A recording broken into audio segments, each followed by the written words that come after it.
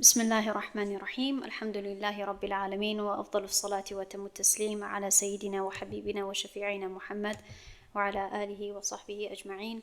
اللهم لا سهل إلا ما جعلته سهلا، وأنت تجعل الحزن إذا شئت سهلا. سبحانك لا علم لنا إلا ما علمتنا إنك أنت العليم الحكيم. خب، خوش آمدید به آخرین درس عربی ابتدایی. من با شاگردانی همین صنف، همین گروهی دارالعلوم بخارا الکی گفتم که بعد از این درس انشاءالله ما در وقفه میریم و بعد از 2-3 هفته انشاءالله که اینها امتحانات میدهند، امتحان میسپارند و بعد از این ما ادامه میدهیم به کتاب النحو التطبیقی از شیخ خالد عبدالعزیز حفظهم الله. پس این آخرین درس هست. درس عربی ابتدایی اصلا از 10 درس عباره هست، اما درس آخرین درس 11 رو من اضافه کردم تا اینکه همه موضوعات و مضمون‌هایی که تا حال در این 10 درس یکم، در این 10 درس اول شما یاد گرفتید، همه‌اش رو من دوباره یک بار برای شما پیش کنم و جمله ها رو، قسم جمله ها رو از نزدیکتر یک بار دیگه نظر کنیم، چون که من الکی تا یک درجه برای شما مرکب و جمله ها رو پیش کردم، اما ما خود جمله ها رو، یعنی فنی و مضمونی موضوع جمله ها رو از پیش نظر نکردیم. پس همین رو انشاءالله نظر میکنیم. بسم الله. از صحیفه یکم. خب ما چی میکنیم؟ دوباره بر میگردیم به درس یکم که در درس یکم من چی کرده بودم؟ برای شما این خریطه رو پیش کرده بودم. کلمه در زبان عربی تقسیم می شود به الاسم، الفعل و الحرف. اسم، فعل، حرف، و ما به هر یک این بخش ها داخل شده بودیم و من برای شما فهمونده بودم. از اسم سر کرده بودیم، برای شما گفته بودم که اسم میتواند که یا اینکه المعرفه باشد، یا اینکه النکره، یعنی که یا اینکه خاص باشد، یا اینکه عام باشد، معین، یا اینکه غیر معین باشد. این چنین در بخش حرف هم داخل شده بودیم و در بخش حرف ما 2 قسم را یاد گرفته بودیم: حرف هایی که عامل هستند و حرف هایی که غیر عامل هستند، یعنی که عمل کننده و غیر عمل کننده. و تا جایی که بخش فعل می باشد ما این بخش رو هم نظر کرده بودیم که فعل میتواند که به 4 قسم تقسیم شد: فعل های ماضی، مضارع، امر و نهی. برای این 4 اقسام 4 درس گذاشته بودیم. و حرف که بود، در بخش حرف ما حرف های عامله رو و غیر عامله رو نظر کرده بودیم، یعنی که عمل کننده و غیر عمل کننده، یعنی که حرف هایی که به کلمه های بعدی تأثیر می اندازند، تأثیر می کنند. و مثالی که در این بخش ما خوانده بودیم مثال الحروف الجره بود، حرف های جره که شما آگاه هستید که به کلمه های بعدی چی تأثیر می آورند، یعنی که کلمه های بعدی رو در حالت جری می گذارند. از این سبب اینها رو حرف های جره گفته می شود و این است یک مثال برای حرف هایی که عمل می کنند یا اینکه تأثیر دهنده هستند به کلمه های بعدی. اما تا جایی که نوعی غیر العامل می باشد، یعنی که حرف هایی که عمل نمی کنند یا که تأثیر نمی کنند، ما در این بخش ضمائر رو گذاشته بودیم، یعنی که ضمیرها، جانشین ها، که این هم به 2 قسم تقسیم می شد: تقسیم المتصل یا نوعی المتصله، ضمائر متصله و ضمائر منفصله. متصله یعنی چسبیده و منفصله یعنی جدا. در این بخش ها هم من برای شما متصله و منفصله را فقط در حالت رفعی پیش کرده بودم، یعنی ضمائری که در حالت رفعی می باشند. البته نسبی و جری را اونقدر نظر نکرده بودیم، اما انشاءالله در درس های پیش، در درس های نحو تطبیقی همه این تفصیلات را خواهد خوند. یعنی که من از شاگردی که تا این درس رسیده باشه چی میخواهم، یعنی چی چیزها را شما باید از خود کنید. یعنی که خوب هست اگر در امتحان با بهای خیلی بلند گذارید، اما اصلی گپ چیست؟ امتحان نیست، اصلی گپ فهمیش هست و علم هست. پس من میخواهم که شما همه این بخش هایی که من حالا پیش کردم، از کلمه سر شده به 3 اقسام اساسی و بعد از این 3 قسم های اساسی نوع هایی که ما تحت همین قسم ها داخل میشوند، از همه اینها میخواهم که شما خوب با خبر باشید. خب، و یعنی مثلا فعل های ماضیه را خوب از خود بکنید و تصریف را هم از یاد کنید. بدانید که وقتی که من به شما یک فعل رو پیش کنم، بدانید که چطور باید تصریف کرد. همه 4 صیغه ها رو باید از حفظتان پیش کرده توانید. و این چنین فعل های مضارع، این چنین امر و نهی، اقلا صیغه های مخاطب رو بفهمید. و تا جایی که یعنی عامل و غیر عامل می باشد، تمامی حرف های جره رو باید از یاد کنید که من برای شما پیش کرده بودم طرز از یاد کردنش رو، یا حداقل اگر از یاد کردن نتوانید، به مانند یک پوره شعر پیش کردن نتوانید، اقلا شناخته توانید. وقتی که ببینید شناخته توانید. خب و این چنین ضمائر که می باشد هو هما هم، اینها را هم اگر حفظ کنید بهترین می شود، اگر نه اقلا شناخته توانید. خب اکنون میگذاریم به درسی امروزه، یا اینکه درسی قسمت اساسی امروزه که این چی می باشد؟ جمله ها. جمله ها می تواند که به 3 تقسیم یا 3 نوع تقسیم شوند: الجمله الاسمیه، الجمله الفعلیه و الجمله الانشائیه. جمله های اسمیه، فعلیه، انشائیه چی می باشند؟ من در اینجا برای شما یک تعریفی کوتاه را نوشتم تا اینکه شما حفظ کرده توانید یا به خاطر گرفته توانید، اما در صحیفه های بعدی اینها رو با تفصیل هم میفهمانم تا یک درجه و مثال ها رو هم پیش میکنم و انشالله در آخر این درس ما زیاد به ترکیب داخل میشویم. میخواهم که شما در این 5-10 دقیقه که در پیش هست کوشش کنید که یک جایی رو پیدا کنید برای شیشتن، برای که توجهی کامل شما برای من ضروری هست در آخر این درس. خب جمله اسمیه آن جمله را گفته می شود که با اسم آغاز می شود و مبتدا و خبر دارد. در درس یکم بود که ما بخش مبتدا و خبر رو گذاشتیم و من برای شما پیش کرده بودم که این 2 قسم جمله اسمیه می باشد. خب و مبتدا خبر همه وقت باید که در یک شرط از 4 شرط های موصوف و صفت باید مقابل باشند. شما می دانید که موصوف و صفت 4 شرایط دارند که باید به هم دیگر بخوانند، اما مبتدا خبر از موصوف و صفت چطور فرق می کنند؟ که مبتدا خبر مقابل می باشند از جهت تعریف، از جهت معرفه و نکره. اگر مبتدا معرفه باشد باید که خبر نکره باشد. خب پس مقابل بودنشان خیلی مهم هست و اگر یک خیل باشند چی می شود؟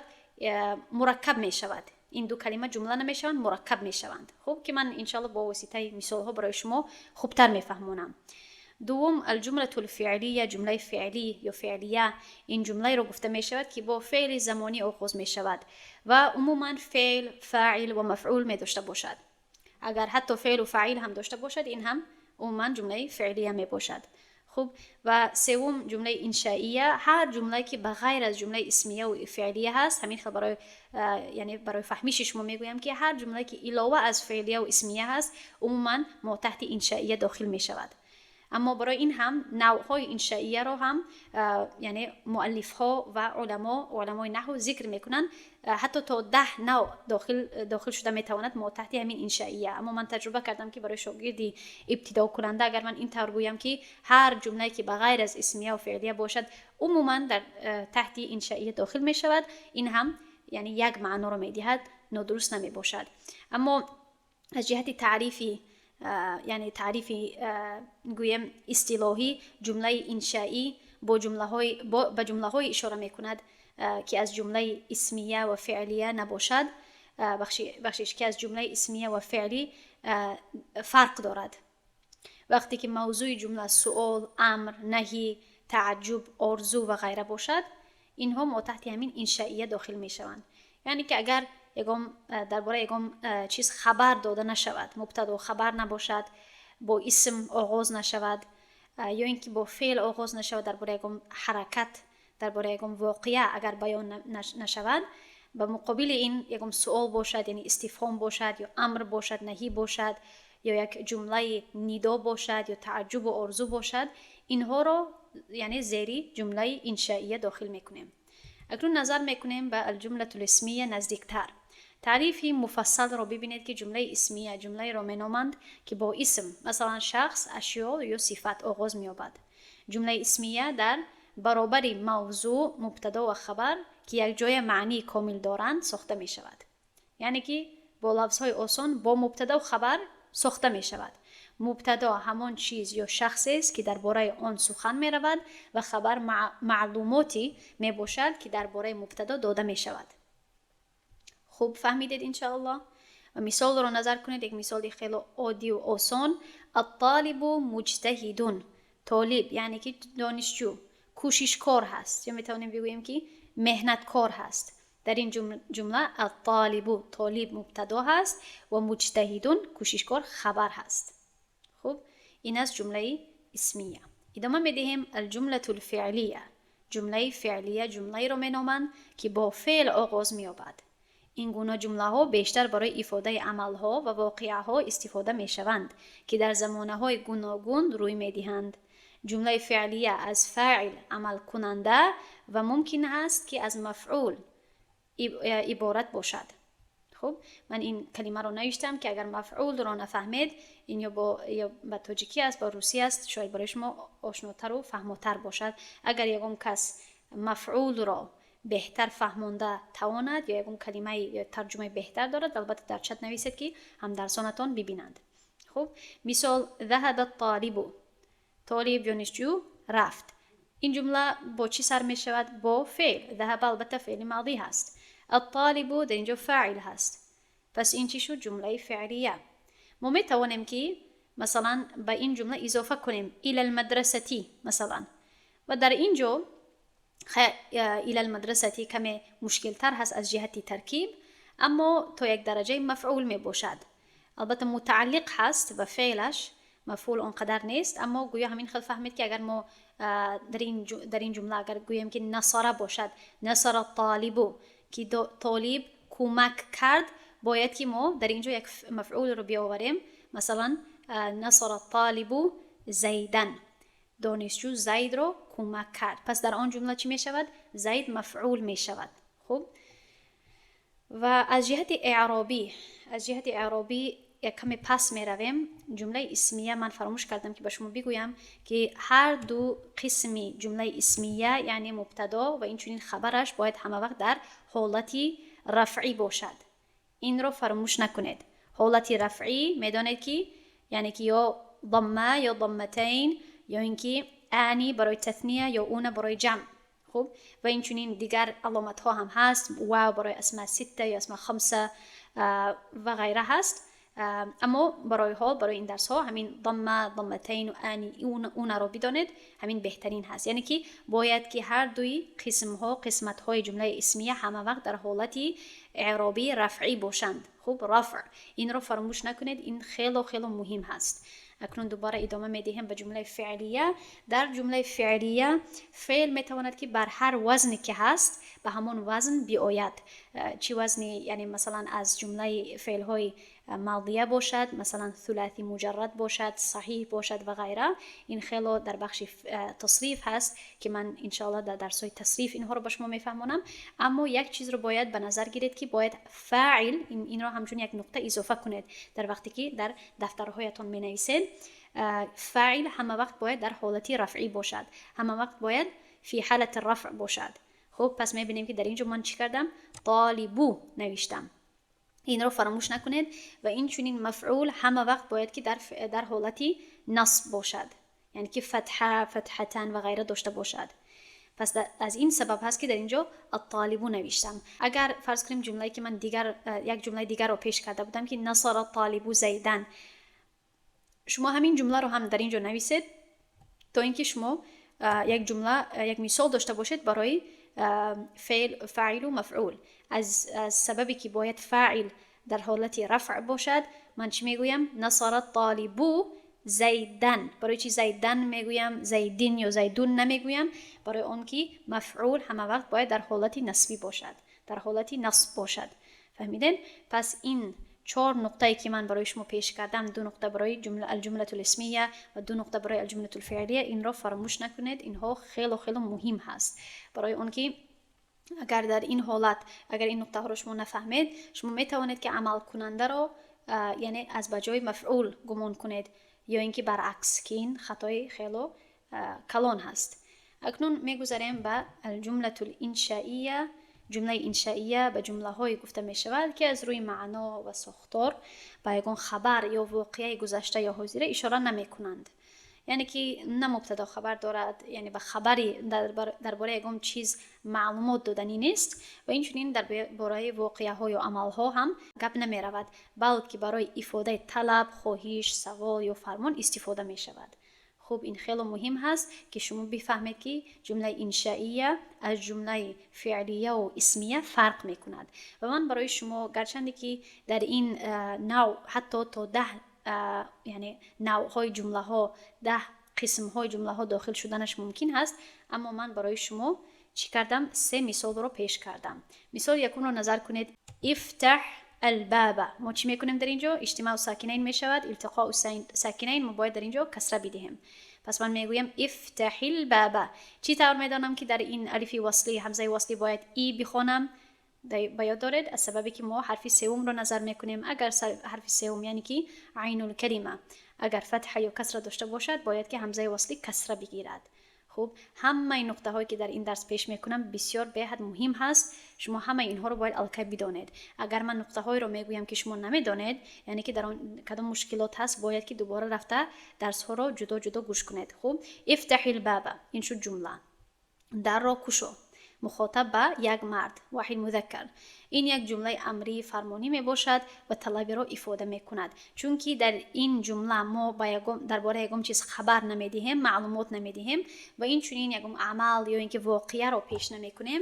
فقط چیست؟ یک کس متکلم با شخصی مخاطب امر می کند. از این سبب این رو ما جمله انشائیه می نامیم. خب و مثال دوم. یا استاد هل يمكنك مساعدتی؟ ای استاد آیا میتوانید به من کمک کنید؟ کلمه یا در اینجا که هست برای صدا زدن یا مراجعت کردن به شخصی استفاده می شود. یعنی که این را ما یا حرف ندا می باشد، حرف ندا کردن، صدا زدن. من برای شما درباره این در درس تجوید فهمونده بودم. به فکرم یا درس 8 یا 9 بود. این را حرف ندا گفته می شود. 5 تا حرف های ندا هست در زبان عربی. یا ایا هیا این گونه هست. استاد منادا می باشد. کسی را که ما صدا میزنیم منادا می باشد. اما یعنی نقطه مهم و اساسی در این جمله چیست؟ که چون که این جمله عباره از یک سوال و ندا هست، صدا زدن هست، این نه جمله اسمیه شماریده می شود و نه جمله فعلیه. متوجه شدید؟ در اینجا ما میتوانیم که این جمله را یا اینکه جمله استفهامیه بگوییم یا اینکه جمله‌ای که در آنجا ندا هست. هر دویش یعنی صحیح هست، درست هست. این را هم جمله انشائیه میگوییم. این درست هست که میتونه که در داخل یک جمله انشائیه خردتر باشد یا اینکه در داخل جمله انشائیه جمله فعلیه یا اسمیه باشد. این هم ممکن است. یعنی این هم واقع شدنش ممکن هست. یعنی این رو به نظر بگیرید. و مثال سوم لیت السماء تمطر اليوم. کاش که امروز باران میبارید. در اینجا کلمه لیت برای افاده آرزو یا خواهش استفاده می شود و جزئی تمنی می باشد. تمنی هم یعنی جزئی تمنی و ندا و امر و نهی و غیره همه اینها چی می شوند؟ زیر الجمله الانشائیه داخل می شوند. این را خوب به فکرتان بگیرید. بفهمید که هر جمله‌ای که فعل واضح، فعل فاعل مفعول نداشته باشد و این چنین مبتدا خبر نباشد ما تحت چی داخل می شود؟ الجمله الانشائیه. ادامه میدیم با ترکیب جمله فعلیه.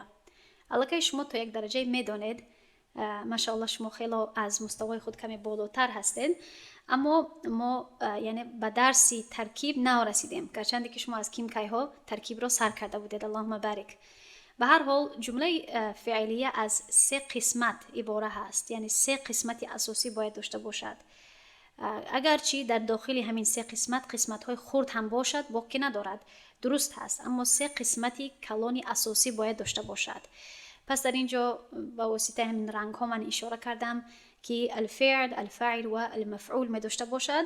خب من اینها رو همین خیل به تاجیکی نوشتم چون که من الکی اینها رو فهموندم که چی هستند، چی معنا دارند و با واسطه همین جمله ها بهتر خواهید فهمید.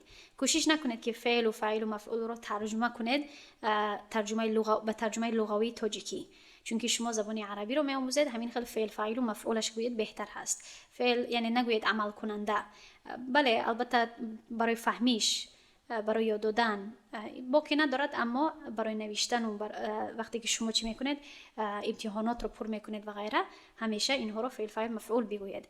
به هر حال یک جمله خیلی آسان و ساده، نصر حامد محمودا. در اینجا ببینید که نصر چی معنا دارد. الکی من در کلمه های نو، کلمه های جدید برای شما پیش کرده بودم که نصر ینصر این فعل ماضی هست، بر همین وزنی فعل یفعل یا نصر ینصر، وزنی نصر ینصر البته گفته میشد باب نصر ینصر ثلاثی مجرد هست. این ثلاثی مجرد رو نمیفهمید، اگر نفهمید باقی نیست. مقصد همین است که این فعل ماضی هست. خب حامدون فاعل هست، عمل کننده هست، چون که در اینجا سوال خلق میشد کمک کرد. کی کمک کرد؟ حامد کمک کرد در زمانه گذشته. کی را کمک کرد؟ اگر البته این معلومات اگر ما داشته باشیم، جواب هست محمود رو کمک کرد. پس در اینجا من برای شما فهموندم که فاعل همه وقت باید در حالت رفع باشد. پس اینجا ما چی داریم؟ تنوین داریم، ضمتان داریم بالای نامی حامد و این چی شد؟ فاعل شد در حالت رفع، که این باید که در حالت رفع باشد. و اینچنین مفعول را ما در حالت نصب قرار دادیم. چی کردیم؟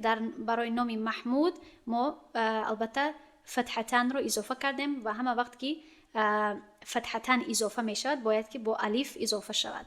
بعضی قاعده های استثنایی هست مثلا با همزه، اما عموما وقتی که فتحتان اضافه میکنید برای یگان حرف در آخرش باید که با الف، یعنی الف رو هم اضافه کنید. خوب، و سبحان الله یعنی نحو و علم تو این درجه عمیق هست، اینقدر چقور هست که علمای نحو حتی درباره این هم یعنی بحث کردن که آیا همین فتحتان باید که بالای الف باشد یا اینکه بالای حرفی که پیش از الف هست. و البته قولی راجحی که درست هست این است که باید که فتحتان بالای حرفی که پیش از الف هست باید بیاید. اما بعضی وقت شاید در یکون کتاب ها ببینید، مخصوصا کتاب هایی که خوب تحقیقات پیش نمیبرند، شاید که بالای الف گذارند همین فتحتان را، که این نادرست هست. باید که فتحتان بالای حرفی که پیش از الف می آید باید گذاشته شود. خب پس در اینجا خلاصه چی شد؟ که از جهت ترکیب شما باید که من گفته توانید که الفعل الماضی، الفاعل و المفعول و فاعل مفعول میشود الجمله الفعلیه. خب و از جهت اعراب هم درست چی شدن؟ درست در اینجا اعراب گذاشته شده است. این در حالت رفع هست و این در حالت نصب هست. خب و آیا همین تنوین این کلمه ها را نامعین یعنی که نکره میسازند؟ نه، تنوین همه وقت علامتی نکره نمی باشد. وقتی که تنوین بالای اسم هایی که علاقه ذاتن معرفه هستند آنها رو نکره نمی سازد. و من در بخش معرفه ها برای شما گفته بودم که نام های اشخاص همه وقت چی می باشند؟ معرفه می باشند، گرچندی که الف لام هم یعنی لام تعریف هم نداشته باشند. میگذاریم به مثالی بعدی، جمله ترکیب جمله فعلیه دوم. در اینجا نظر کنید. فتح خادم محمود باب البيت. فتح يفتح الفعل الماضي هست. خب خادم محمود، خادم محمود دری خانه رو باز کرد. خادم محمود دری خانه رو. پس از جهت معنا هم توجه بدهید. در رو کی باز میکند؟ خادم محمود. برای همین است که ما نمیتونیم که فقط خادم رو فاعل بگوییم یا اینکه فقط محمود رو فاعل بگوییم. البته محمود رو فاعل بگوییم این تماما حتی نادرست شد، چون که خود محمود در رو باز نکرد، خادم محمود در رو باز کرد. از این سبب است که در اینجا چی می شود؟ یک مرکب به وجود می آید و این مرکب یک جای شده بعد فاعل می شود. فهمیدین؟ پره یعنی این رو به نظر باید بگیریم و بعدا این رو تمام این دو کلمه رو، هر دو این کلمه رو باید فاعل بگوییم، چون که یک قسمت این کلمه به تنهاییش فاعل بوده نمیتواند، عمل کننده بوده نمیتواند. پس در اینجا من چی میکنم؟ خادم محمود این مضاف هست و این مضاف الیه هست.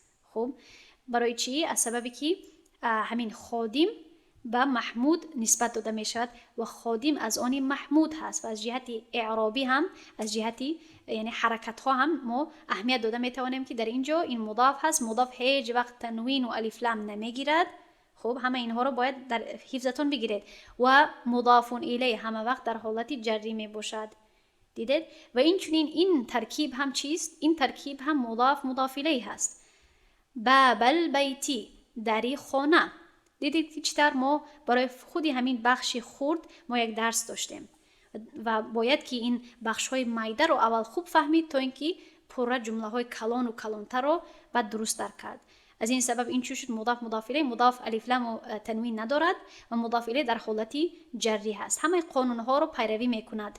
خب و اکنون یک چیز دیگر رو من برای شما اشاره میکنم و این است که در اینجا خادم محمود فاعل هست، برای همین است که خادمو در حالت رفعی هست. شاید که به شما سوال خلق شود خیلی برای چی محمود در حالت رفعی نیست؟ برای آن که محمود هم از جمع همین فاعل هست، از سببی که محمود مضاف الیه اعرابش رو ما تغییر دادن نمیتوانیم. اعرابی یعنی ذاتی و چی دارد، از خودی ترکیبی همین کلمه از خودی یعنی مضاف الیه مقدم هست، باید که بالا مانده شود از جهت اعرابی بر فاعل و دیگر چیزها. مضاف الیه رو هیچ وقت ما اعرابش رو تغییر دادن نمیتوانیم، اما مضاف رو اعرابش رو تغییر دادن میتوانیم.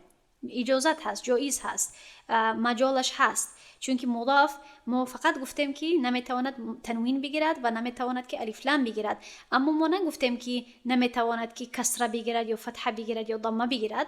البته که فتحه کسره ضمه گرفتنش این ممکن هست. پس ما در حالت رفعی فاعلی این مرکب با همین ضمه مضاف اشاره میکنیم. و در اینجا برای چی نوشتیم بل بیتی؟ از سببی که من برای شما گفتم که مفعول همه وقت باید در حالت نصبی باشد و در اینجا هم عین قانون تطبیق شده است که مضاف الیه ما نمیتوانیم که مضاف الیه رو اعرابش رو دیگر کنیم، اما ما میتوانیم که به حالت اعرابی مفعول اشاره کنیم با همین فتحه‌ای که بالای مضاف هست. فهمیدید؟ پس این شد از جهت جمله و قاعده های ترکیبی و نحوی همش رو پوره میسازد. و ما چی میکنیم؟ اینو ترجمه میکنیم باز کرد خادم محمود دری خانه رو، یا اگر به تاجیکی درست خواهید میتوانید که فاعل رو اول بیاورید و بگویید که خادم محمود دری خانه رو باز کرد. عموما به زبان تاجیکی اهمیت دادم که ما فاعل رو یعنی بخشش فعل رو عمل رو در آخر میآوریم، اما برای فهمیش شما من همین خیل با ترتیب همین عربی ترجمه کردم. همه اینها یک جای چی میشوند؟ فعل، الفعل و الفاعل و المفعول یک جای الجمله الفعلیه میشوند. خوب، خواهید اینها رو میچسبونید و میگویید الجمله، نخواهید الکی واضح هست. سه قسمی، البته قسم های اساسی جمله های فعلیه را دارد. ادامه میدهیم به ترکیب جمله اسمیه. مثال یکم، البته در اینجا بعد دو مثال ماندم، اما ترکیب جمله اسمیه دو قسم می داشته باشد، المبتدا و الخبر. خب در اینجا مثال یکم رو نظر کنید، آمینتو مسلمتون. خب این رو گذارید اول از اینش سر میکنیم. الرجل فقیرون. رجل معنایش مرد. وقتی که الف لام داشته باشد این الف لام همین رجل رو معین میسازد، خاص میسازد.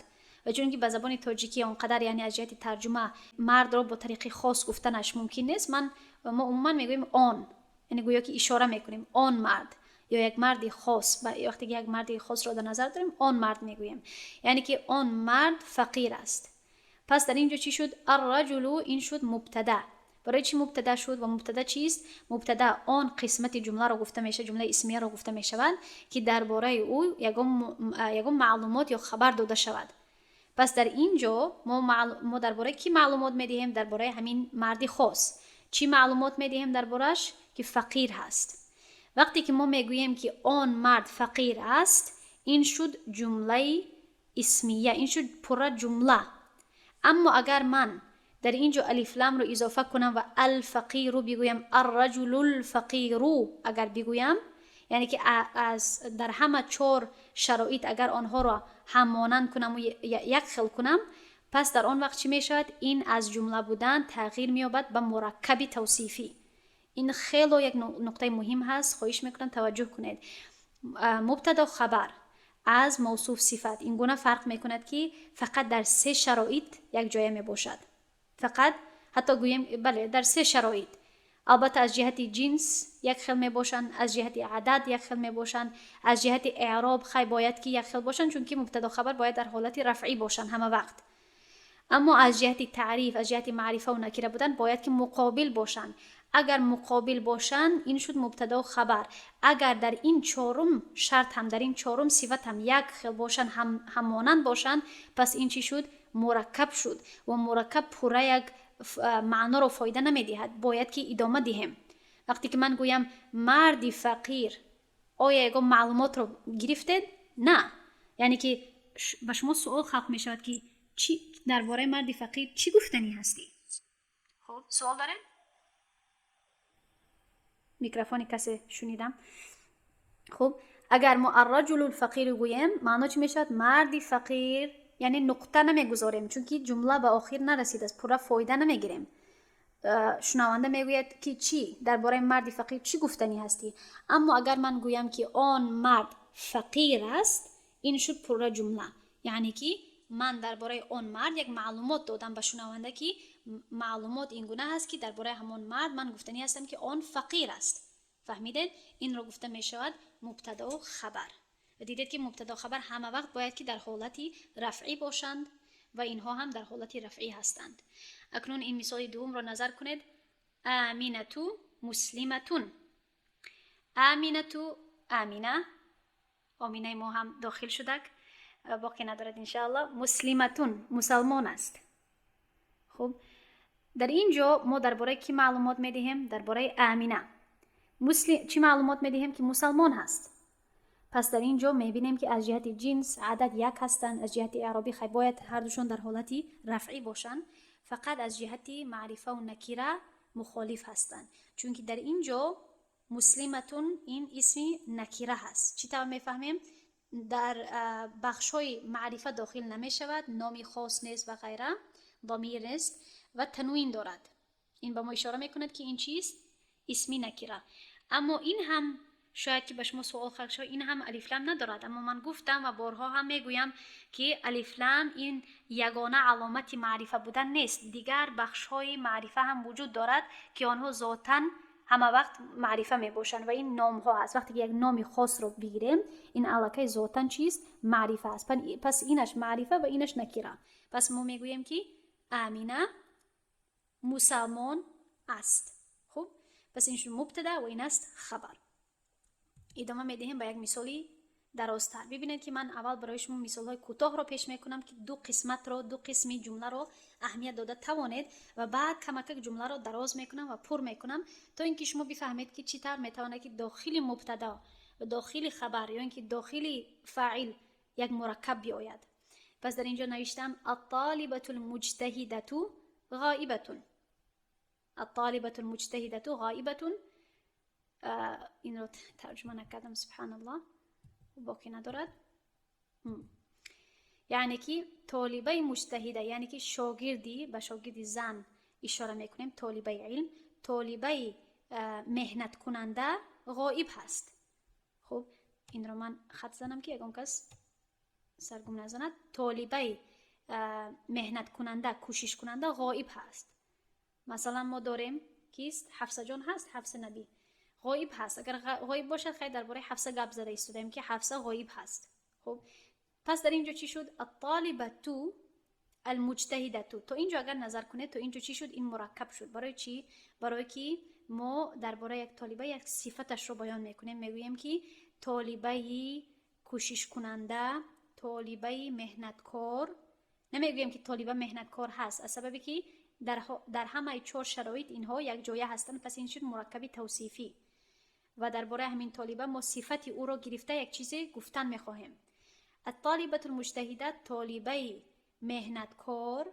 اگر در اینجا من غائبه نبیارم این شد مرکبی توصیفی، یعنی پره جمله نشد، پره معنا را پیش نمی کند، فقط همین خیلی یک مرکب هست، جمله ناقص هست، جمله شکسته هست. فهمیدید؟ اما این شد مبتدا، چون که ما خبر می آوریم در اینجا و من درباره همین طالبه مهنتکار چی میگویم؟ غائب هست. پس مبتدا و خبر جمله اسمیه هست، جمله اسمیه خبریه. فهمو شد؟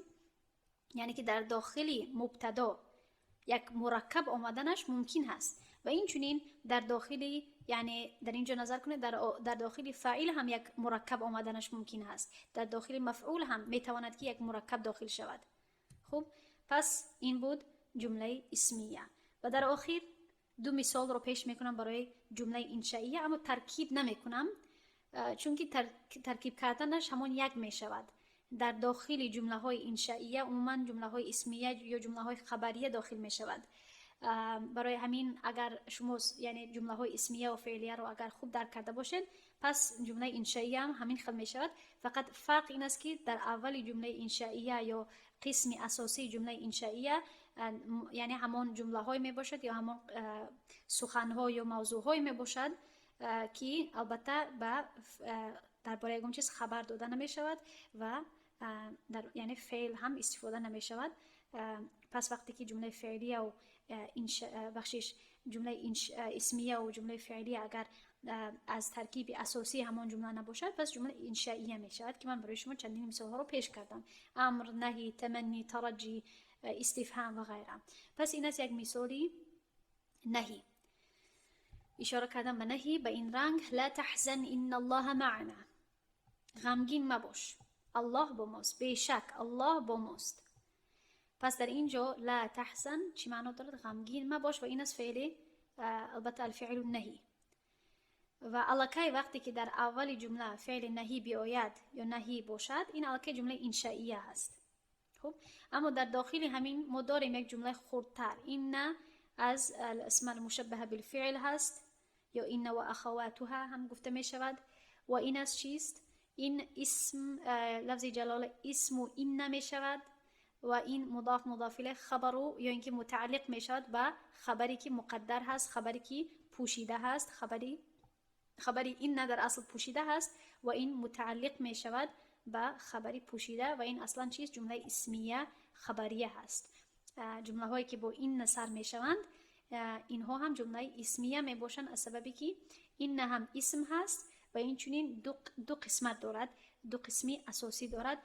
اسم های این می باشد و خبرهای این نه. اما چون که این چیز تعلیل هست، این جمله تعلیلیه اصلا می شود چون که به این رابطه دارد. خب با این نهی رابطه دارد. چطور؟ وقتی که گوینده میگوید که متکلم وقتی که میگوید لا تحزن که غمگین مباش، از چی سبب غمگین نباشد شخص شنونده؟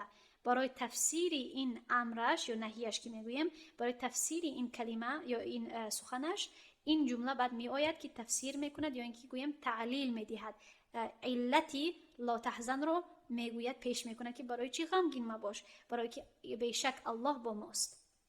فهمیدید؟ پس مقصد و خلاصه و نقطه اساسی این صحیفه چی شد؟ که این رو ما جمله انشائیه مینامیم. یک مثال دیگر رو نظر کنید: اکتب الدرس. چی شد در اینجا؟ الکی اجتماعی ساکنین شد. باید که این رو چی کنیم؟ این در اینجا باید که اذا حرک بالکسر، در اینجا باید اکتبی نویسیم. و برای چی من اکتبی گفتم؟ از سببی که حرف سوم ضمه دارد. اکتب الدرس فی الدفتر و راجعه بعد ذلك. درس رو در دفتر نویس و بعد از اون بررسی کن یا مراجعه کن. اگر لفظ به لفظ ترجمه کنم: اکتب تو یک متن نویس درس رو فی در دفترت. خب و یک شد راجع مراجعه کن. خب این از یک باب دیگر می آید، از این سبب است که همزه وصلی ندارد.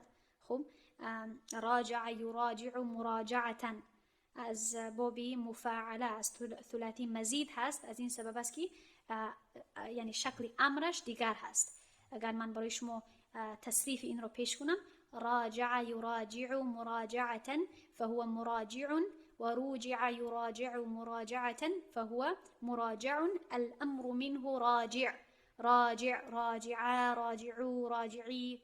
خب شاید که این گونه اگر همش رو در پیشتون گذارم شاید که فهمید و شنوید که من چی گفته ایستادم. فعل ماضی رو میگویم، مضارع رو میگویم، فاعل رو میگویم، مفعول رو میگویم، بعد صیغه امرش رو پیش کردم. خب و مراجعه کن هو برمیگردد به البته درس. خب بعد ذلك بعد از آن، بعد از نوشتنت. خب پس در اینجا ما الکی میبینیم که جمله چون که با صیغه امر یا با امر چون که آغاز میکنند، از این سبب این الکی جمله انشائیه هست. اما در درون همین جمله انشائیه هم ما میتوانیم تا یک اندازه ترکیب کنیم. اکتب فعل امر، درس مفعول شد چون که چی رو نویس، یعنی حکم به چیست؟ امر به نوشتن چیست؟ به درس.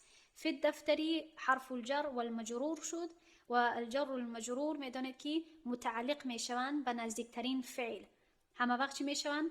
البته اونقدر نگفتم برای شما، اما جر و مجرور همه وقت متعلق میشوند، یعنی تعلق دار میشوند، میچسبند، گویا پیوست میشوند به نزدیکترین فعل جمله. اگر در جمله فعل نباشد، اگر جمله اسمیه باشد، سبحان الله من هم یک درس دارم. خب اگر جمله شاید که درس رو چی کنیم؟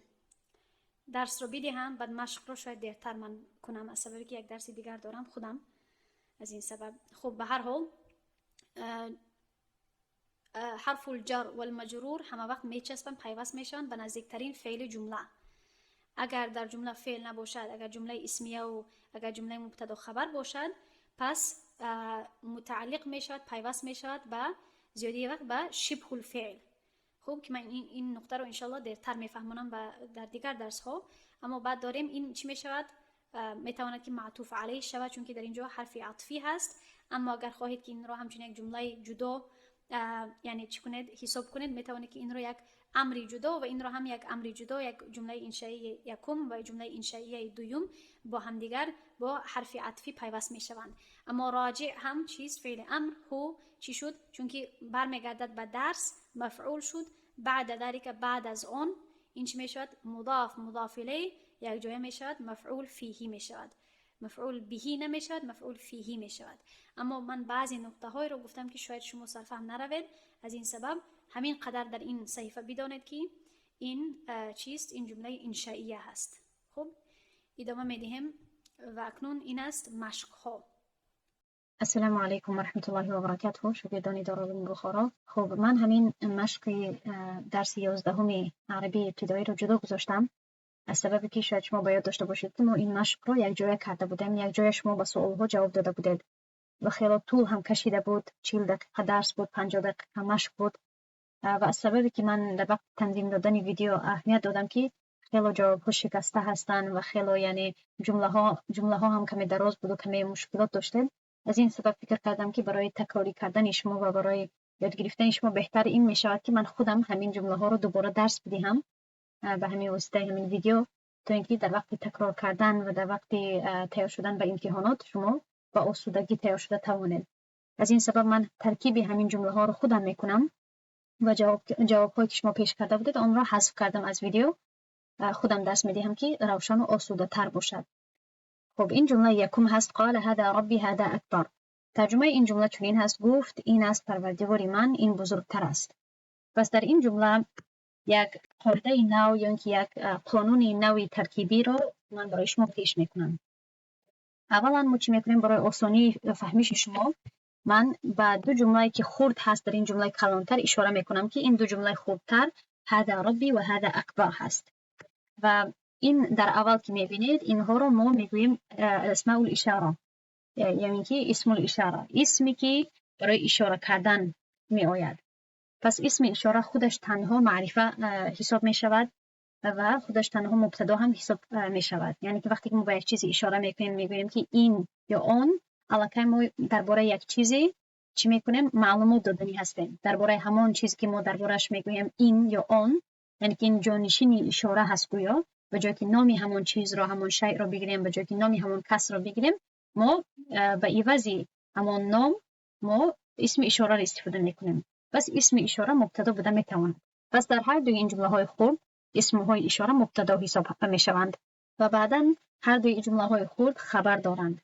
در این جمله این است بزرگتر، این بزرگتر است، اکبر خبری هذا حساب میشوند و در این جمله قبلی ربی پروردگاری من، این مضاف و مضاف الیه یک جای شده خبر حساب میشوند.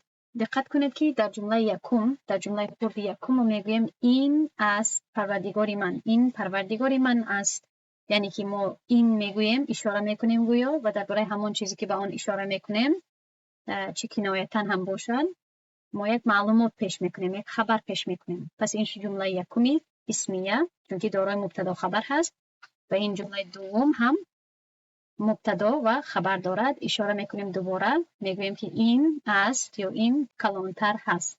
پس این دو جمله جمله های اسمیه هستند، جمله های خرد هستند در داخل همین جمله کلان.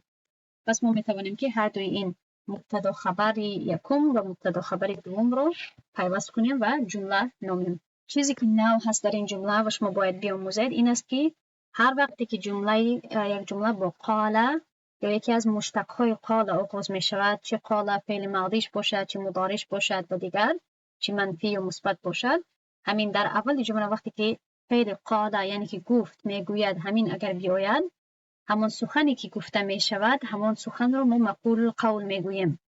خب پس در اینجا بله این هست فعل ماضی و این دو جمله رو ما یک جای کرده مقول القول حساب میکنیم. یعنی که به لفظای آسان این فعلی که در اول هست این فعل ماضی هست یعنی که گفت و همون سخنی که گفته می شود یا اینکه همون گپی که گفته می شود همون رو ما مقوله میگوییم یا اینکه مقول القول. ادامه میدیم به مشق دوم. محمد رسول الله، محمد پیامبر الله است. این جمله خیلی آسان هست چون که در اینجا ما داریم مبتدا و رسول الله این است مضاف الیه، چون که ما میگوییم پیامبری الله، یعنی که پیامبر رو به الله سبحانه و تعالی نسبت میدهیم.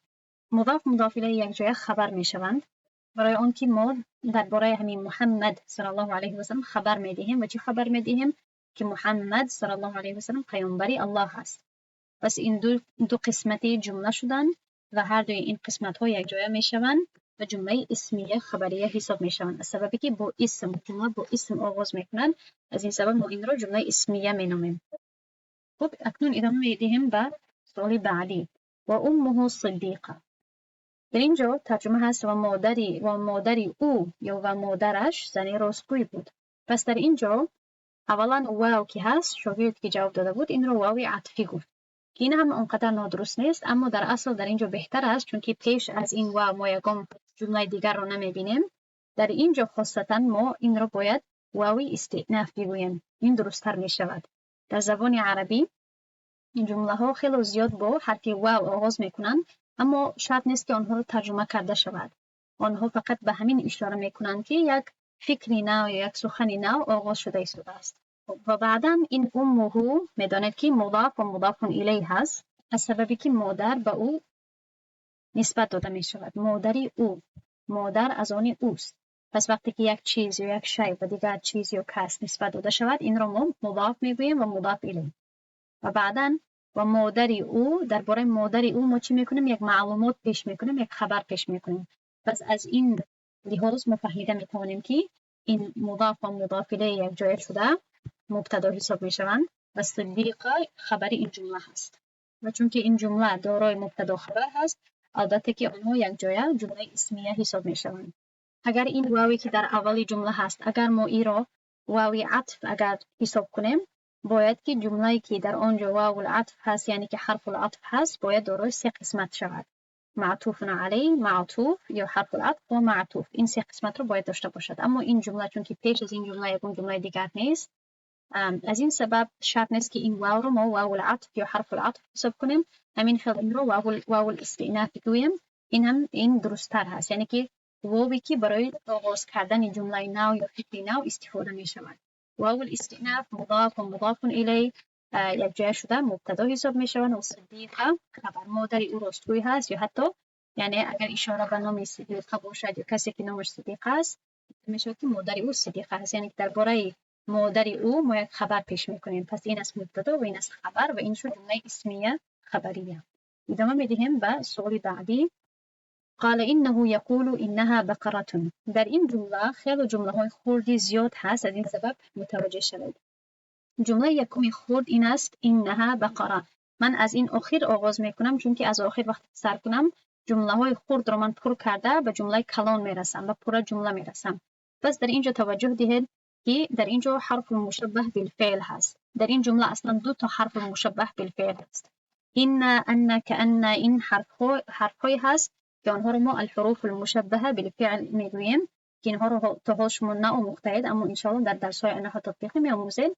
اما هر وقتی که این یا اینکه ان رو ببینید، باید که بعد از این حرف‌ها دو قسمت رو پیدا کنید. یعنی که دو قسمت باید در همون جمله وجود داشته باشد تا اینکه این جمله پوره حساب شود. چطوری که من میگویم که برای جمله اسمیه باید در جمله مبتدا و خبر باشد و در جمله فعلیه باید فعل، فاعل و مفعول باشد. این چنین بعد از حرف مشبه بالفعل همین این و ان و دیگر هم هست، اما از همه مشهورترینش همین این و ان هست. باید که بعد از این هم مبتدا خبر باشد، اما این مبتدا خبری که بعد از این نمی آید ما اینها رو دیگر نام میدهیم. ما مبتداش رو اسم و این میگوییم و خبرش رو خبر و این میگوییم. بس در اینجا این هست حرف مشبه بالفعل، من کوتاه کرده نوشتم به الف لام.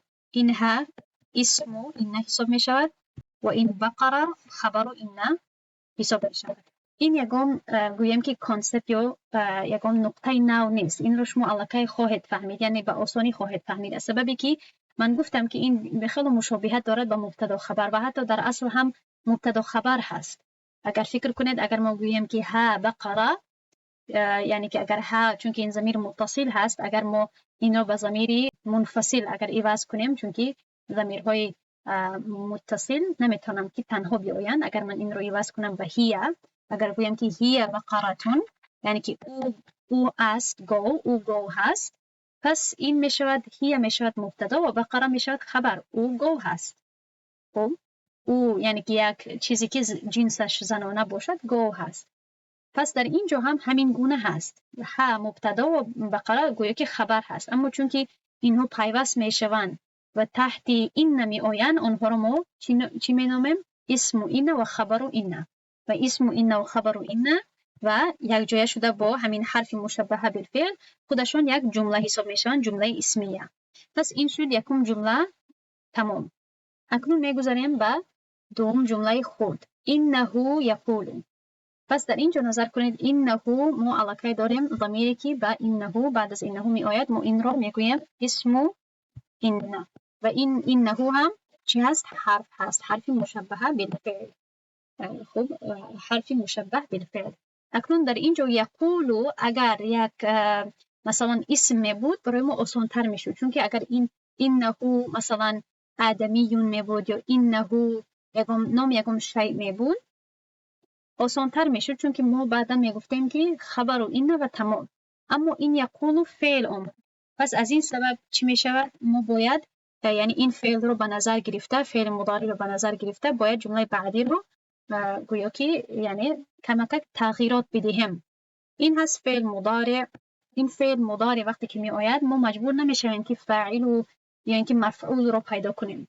از سببی که من برای شما گفتم که هر سخنی که بعد از قال یا یقول یا دیگر واریانت های همین قال یا فعل قول بیاید، ما او رو باید مقول القول نام گذاریم. پس این فعل مضارع هست، البته با فاعلش هست، فاعل هو فاعل. و این جمله که بعداً می آید انها بقره، این همون سخنی هست، سخنی که همین شخص میگوید. چی میگوید؟ همین شخص اگر از اینجا نظر کنید میگوید بیشک او گاو است. پس این جمله خورد که ما اول حل کرده بودیم، این مقول القولی یعنی یقولوی چی هست؟ این یقولوی اول هست یا اینکه دوم اگر حساب کنیم. این قال که هست قال یکم هست، این یقولو که هست دوم هست، یعنی از فعل قال یقولو. پس این مقوله دوم هست. پس من این جمله اسمیه رو چی میگویم؟ مقول القول میگویم.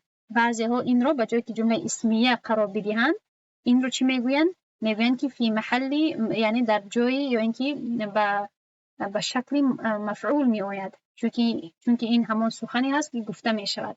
اما این را همین خیلی مقول القول هم اگر بگوید خطا نمی کنید. بس در اینجا ما داریم فعل فاعل، فعل قال یقول و مقول القول.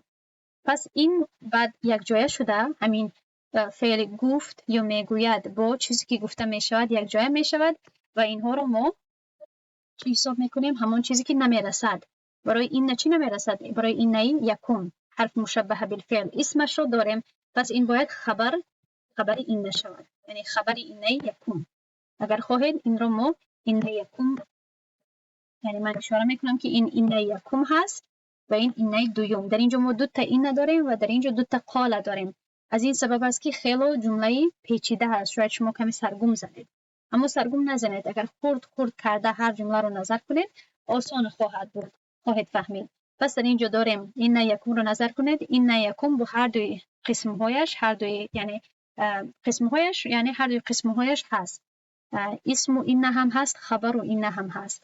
و اکنون همه این یک جای شده، یعنی که حرف مشبه بالفعل، خبر و این، اسم و این، یعنی که تمامی از این رو گرفته تا اینجا چی حساب می شود؟ مقول القول یکم. این اگر مقول القول دوم باشد این رو ما مقول القول یکم میگوییم.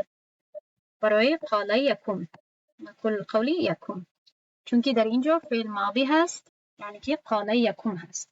این جمله رو خوب تکرار کرده گوش کنید، خواهید فهمید ان شاء الله. در اینجا دو چیز نوی اساسی که شما یاد گرفته استودید، این یعنی این مقول القول هست برای فعل های قال، یقول و دیگر مشتقهایش، و این همین چی هست؟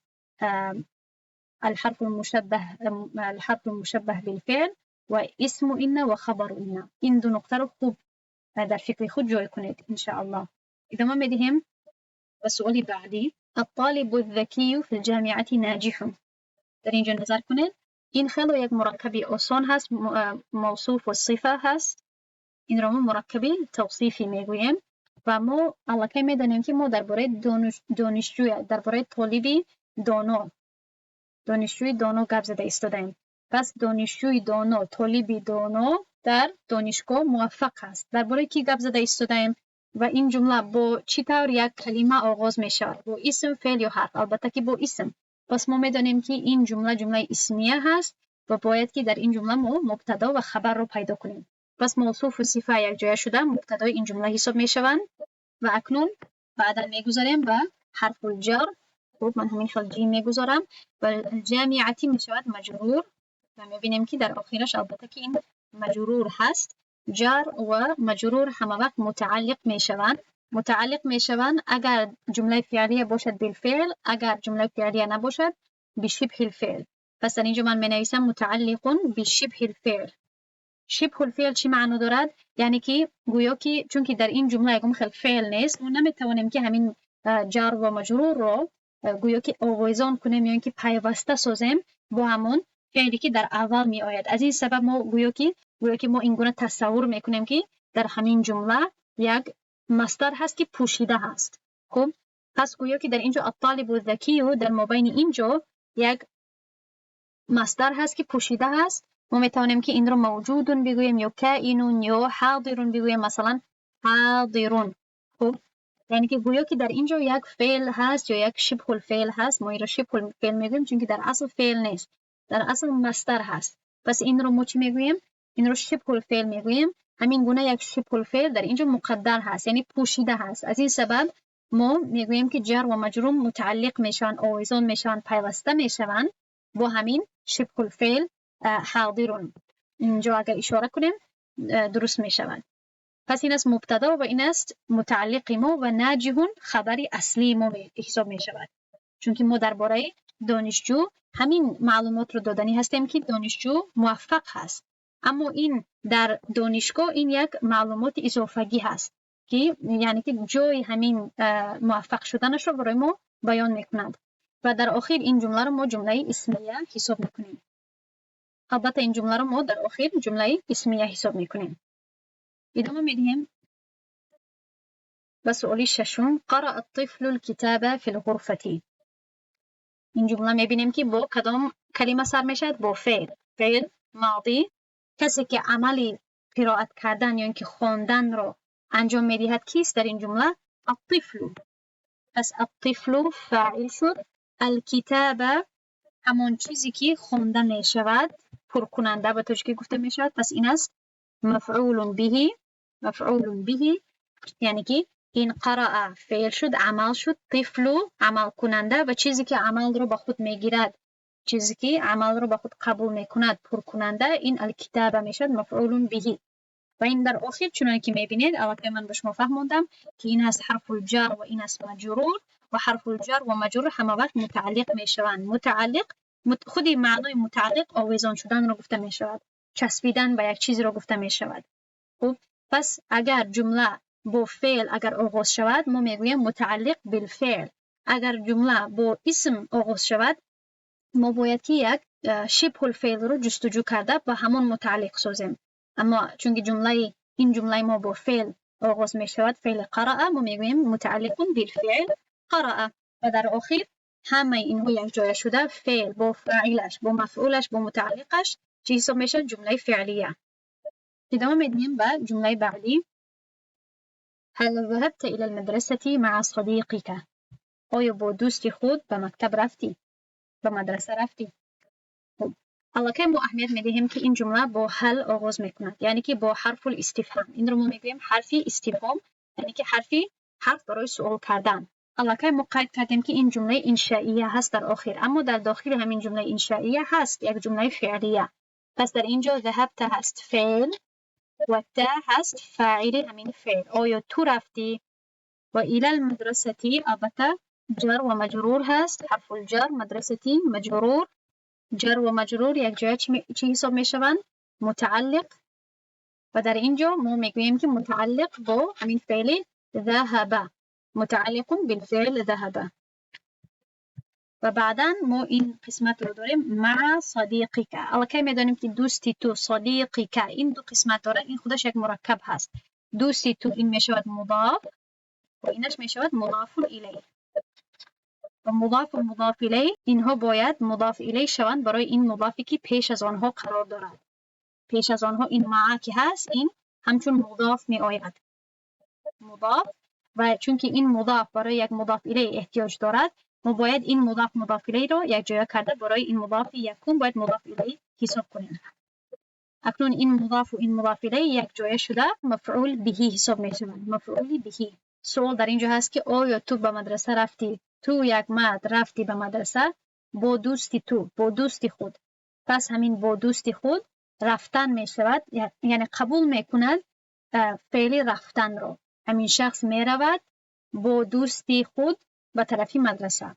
پس مع صدیقک این مفعول بهی هست، چون که با کی می رود؟ با دوستش. و این الی المدرستی یک معلومات اضافی هست که ما این رو جر مجرور گفته متعلق بالفعل قرار می دهیم و این می شود جمله فعلیه در آخر، چون که ما در اینجا فعل داریم و در اینجا فاعل داریم و در اینجا مفعول داریم. و البته که اگر یکم معلومات اضافه باشد ما این رو متعلق گفته این رو جمله فعلیه میگوییم. ادامه میدیم به سؤال بعدی. ذهب الرجل الى السوق بسرعه. ذهب البته فعل ماضی هست، در اینجا رجل عمل کننده هست، کسی که همین عمل رو انجام میدهد. و این خیلی آسان هست، باید که برای شما آسان شده باشد. این هست حرف الجر و این هست مجرور. حرف الجر و مجرور یک جای چی میشوند؟ متعلق میشوند. و این چون که جمله بخشش این جمله قبلی که هست، این جمله فعلیه نمی شود، این جمله استفهامیه می شود. یعنی که من هدفم این بود که تو اینجا این جمله فعلیه است، اما از اینجا تو آخر جمله فعلیه حساب می شود، اما چون که در اول همین جمله این حل قرار دارد، ما باید این رو جمله استفهامیه، جمله یعنی انشائیه نامگذاریم، جمله انشائیه. ادامه میدیم. خب در اینجا متعلق بالفعل حساب میکنیم و این رو هم متعلق بالفعل، چون که این هم این چیز هست. در اینجا حرف الجر هست، در اینجا مجرور هست. حرف الجر و مجرور متعلق یعنی بالفعل حساب میشود و متعلق بالفعل دو تا متعلق داریم در اینجا، این متعلق اول و این متعلق دوم. خب پس همه اینها یک جای شده، فعل فاعل بخشش، فعل فاعل و مفعولش بخشش. فعل فاعل با هر دوی متعلق هایش چی حساب می شود؟ جمله فعلیه. ادامه میدیم به سؤال بعدی. الطفل الصغیر فی الحدیقه سعید. اینجا داریم الطفل الصغیر، کودکی خرد. الکی میدونیم که این هست یک مرکب توصیفی، این است موصوف و صفه. این موصوف و صفه یک جای شده ما اینها رو مبتدا حساب میکنیم، از سببی که جمله ما درباره کی معلومات دادنی هست؟ درباره همین طفل خرد. و در اینجا بعدا میبینیم که فی الحدیقه چی داریم؟ حرف الجر و داریم مجرور. حرف الجر و مجرور همه وقت متعلق میشوند. خب این نکته رو شما شاید خوب فهمیده باشید. و چون که جمله ما با چی آغاز میکند؟ با اسم سر میشوند. این جمله اسمیه است. الکی ما از اولی از سرشوی از کلمه یکم جمله قید کرده میتوانیم که جمله چگونه جمله میباشد، جمله اسمیه یا فعلیه یا انشائیه. پس این جار و مجرور متعلق میشوند با یک شبه الفعل. پس میگویم بی شبه الفعل. اگر شما شبه الفعل رو پیدا کردن نتوانید، باکی ندارد. مثلا هر گونه بوده میتواند. الطفل الصغیر موجود فی الحدیقه، حاضر فی الحدیقه. میتواند که یعنی چند واریانت ها در اینجا ممکن است. حاضر فی الحدیقه، طفلی که حاضر هست در باغ، خوشحال هست. پس در اینجا ما میگیم متعلق به شبه الفعل. و البته خبری این جمله ما سعید هست که خبر درباره همین طفل خرد هست. پس مبتدا و خبر با متعلقش یک جای شده این جمله اسمیه حساب می شوند. ادامه میدیم به آخرین جمله. خب اکنون نظر کنید به این جمله: کتاب الطالب الجدید ممتازون، کتاب نوی دانشجو اعلی هست. اگر این ترجمه رو شما خوانید البته که شما میفهمید که الجدید در اینجا که هست صفتی کدام کلمه هست. اما یک لحظه همین ترجمه رو نظر نکنید. اگر خودی همین جمله عربی رو نظر کنید شاید که به شما سوال خلق شود که همین جدید و کتاب یعنی کتاب، طالب یعنی که دانشجو و جدید یعنی که نو، ممتاز یعنی که عالی. پس این نوع آیا صفتی دانشجو هست یا آیا این صفتی کتاب هست؟ در اینجا سوال خلق می شود و برای جواب این سوال، یعنی یافتن جواب همین سوال باید که ما نظر کنیم که همین اعرابی که در آخر هست، در آخر الجدید با کدام این دو اسم میخواند؟ آیا با کتاب میخواند یا با طالب؟ میبینیم که با کتاب میخواند. پس از همین جا ما قید کرده میتوانیم که الجدید صفتی کتاب است، نه اینکه صفتی طالب. خب یعنی که اگر ترکیب رو سر کنیم، کتابو این میشود مضاف، طالب این هست مضاف الیه. خب یعنی کتاب دانشجو. و این الجدید نو آیا این صفت دانشجو هست؟ یعنی که آیا من گفتنی استفاده که کتاب دانشجوی نو یا اینکه این صفت کتاب هست یعنی کتاب نوی دانشجو. در چگونه یعنی گفته استفاده؟ از این سبب ما همین اعراب جدید رو نظر میکنیم. اگر این اعراب آخرش، این حرکت آخرش با کتاب بخواند یعنی که صفت کتاب هست، اگر با طالب بخواند یعنی که صفت طالب هست. در اینجا چون که با کتاب میخواند یعنی که من چی گفتنی هستم؟ کتاب این نوی دانشجو عالی هست. اگر من این جدید رو اگر من کسره میدادم، جدیدی میگفتم، این بعد صفت طالب میشد یعنی که کتاب دانشجوی نو. اما چون که این رفع دارد، ضمه دارد، این صفت کتاب هست. خب پس در اینجا مضاف و مضاف الیه یک جای شدن موصوف حساب می شوند و جدید صفه حساب می شود. اگر تنها کتاب رو موصوف و جدید رو صفت گویید این هم باکی ندارد، اما چون که سرگون نزن من اینها رو چسباندم و موصوف و صفه یک جای، اینها البته که مبتدا حساب می شوند. چون که ما درباره چی معلومات داده استودیم؟ درباره کتاب نوی دانشجو. پس این شد مبتدای ما و ممتاز این است خبری جمله. اینش خیلی آسان هست. و البته مبتدا و خبر یک جای شده جمله اسمیه حساب می شوند چون که جمله ما با اسم سر می شود، نه اینکه با فعل یا اینکه یکم کلمه دیگر که سببی جمله انشائیه شود. این نقطه رو من میخوام که شما خوب درک کنید که در اینجا من یک نقطه خیلی مهم رو پیش کردم. الجدیدو اگر من خواهم بگویم که کتاب طالب، کتاب طالب نو، دانشجوی نو، من باید بگویم کتاب طالب الجدیدی، چون که موصوف و صفت باید که در 4 چیز همدیگر رو پیروی کنند. اما در اینجا ما میبینیم که این جدید و طالب رو، دانشجو رو پیروی نمی کند، کتاب رو پیروی می کند. چگونه؟ در عدد یک هستند، مفرد هستند. در جنس هم هر دویشون مذکر هستند. در مثلا در حالت اعرابی هر دویشون در حالت رفع هستند، یعنی ضمه دارند. و از جهت معرفه و نکره بودن این هم معرفه هست و این هم معرفه هست. این از سببی البته الف لام معرفه هست و این از سببی که به معرفه مضاف هست، اضافه داده می شود، نسبت داده می شود به یک چیزی که معرفه هست. وقتی که یک کلمه وقتی که مضاف به معرفه نسبت داده شود او هم معرفه حساب می شود. گرچند که در اینجا الف لام ندارد اما این باز هم مضاف الی معرفه هست و یکی از بخش های معرفه حساب می شود. در درس یکم من درباره همین اشاره کرده بودم. در همین جا درس ما به انتها می رسد. این بود 11 درس عربی ابتدایی. امیدوارم که فایده دیده باشید و انشاءالله بعد از امتحانات مرحله اولین شما ما به کتاب النحو تطبیقی از شیخ خالد عبدالعزیز انشاءالله به همین کتاب ادامه میدیم، به همین کتاب میگذاریم و تا آخر همین سال همون کتاب رو کوشش میکنیم که به انتها رسانیم. کسانی که ما رو از یوتیوب گوش میکنن به شما هم گفتنی هستم که درس تا همین جا هست و انشاءالله شما انتظار شوید که بعد از 2-3 هفته بعد از اون که این شاگردان امتحانات خود را گذرن ما از کتاب النحو تطبیقی انشاءالله که آغاز میکنیم. السلام عليكم ورحمة الله وبركاته. سبحان الله وبحمده، سبحانك اللهم وبحمدك، نشهد أن لا إله إلا أنت، نستغفرك ونتوب إليك. السلام عليكم ورحمة الله وبركاته.